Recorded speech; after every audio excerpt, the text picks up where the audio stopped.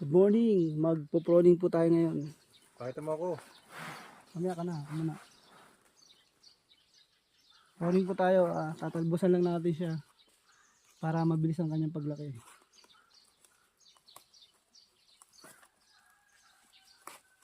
Tanggalin natin to.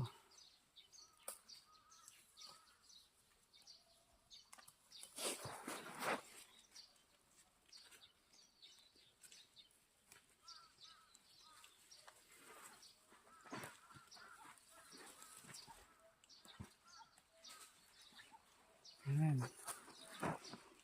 Ganito na po siya pag na-proning na natin. Yan, tanggal na yung mga talbos niya. Ito siya pag hindi pa siya napaproning. Diretso angat na rin pala nung ipit niya para papagapangin siya pataas.